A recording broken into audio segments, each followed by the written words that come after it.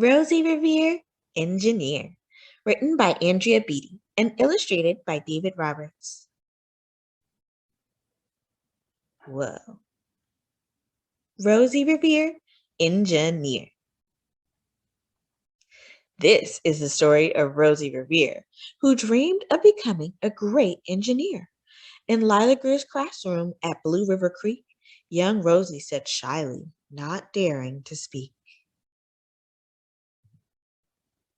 But when no one saw her, she peeked in the trash for treasures to add to her engineer's stash.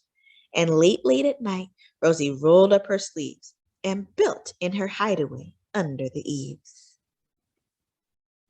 Alone in her attic, the moon high above, dear Rosie made gadgets and gizmos she loved.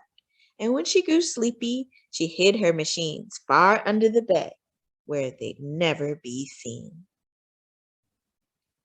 When Rosie was young, she had not been so shy. She worked with her hair swooping over one eye and made fine inventions for uncles and aunts, like a hot dog dispenser and helium pans. The uncle she loved most was zookeeper Fred. She made him a hat to keep the snakes off his head, from parts of a fan and some cheddar cheese spray, which everyone knows keeps the pythons away. And when it was finished, young Rosie was proud, but Fred slapped his knee and chuckled out loud. He laughed till he wheezed and his eyes filled with tears, to the horror, great horror, of Rosie Revere, who stood there embarrassed, perplexed, and dismayed. She looked at the cheese hat and then looked away. And then looked away. I love it, Fred hooted. Oh, I truly do. But Rosie Revere knew that could not be true. She stuck the cheese hat back on the back of her shelf, and after that day, she kept her dreams to herself. And that's how it went until one autumn day, her oldest relation showed up for a stay. Her great Aunt Rose was a true dynamo who worked building airplanes a long time ago. She told Rosie tales of the things she had done and the goals she had checked off her list one by one. She gave a sad smile as she looked to the sky. The only thrill left on my list is to fly. But time never lingers as long as it seems. I'll chalk that one up to an old lady's dreams. That night, as Rosie lay wide-eyed in bed, a daring idea crept into her head. Could she build a gizmo to help her aunt fly? She looked at the cheese hat and said, "No, not I."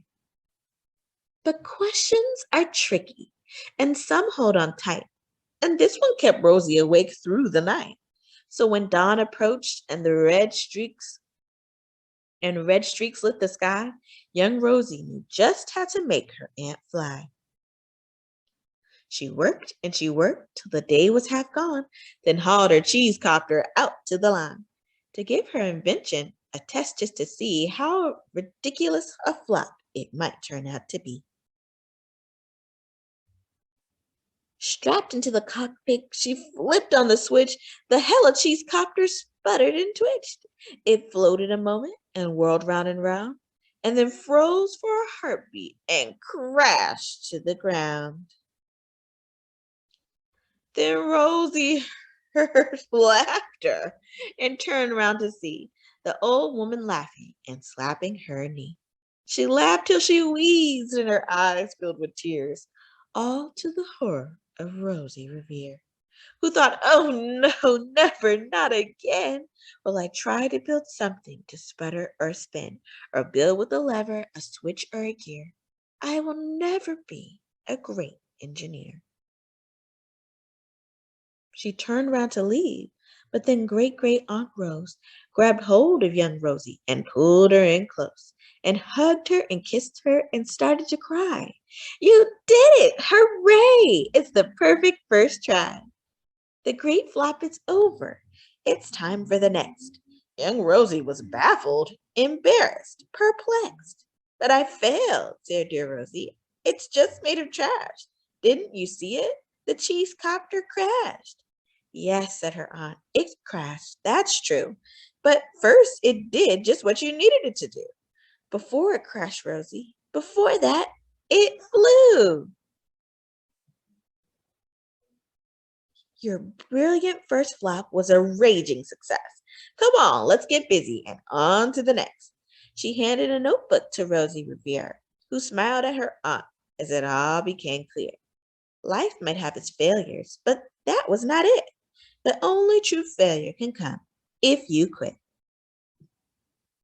They worked till the sun sneaked away to its bed.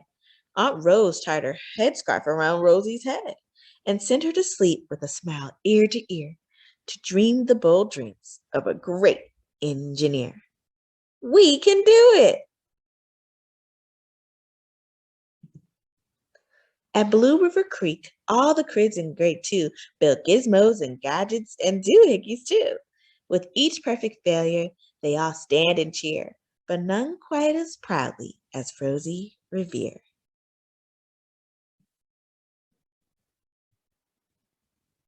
This is a historical note. During World War II, millions of women in the United States, United Kingdom, Australia, Canada, New Zealand, the Soviet Union, and other allied nations worked to provide the food and equipment needed for the war efforts. Some worked on farms to grow food for the troops. Others built ships, airplanes, tanks, and jeeps. With the help of many women, American factories produced more than 300,000 aircrafts, 86,000 tanks, and 2 million army trucks during the war. In the United States, these women were represented by Rosie Revere, the scarf wearing fictional character whose slogan was, "We can do it." The end.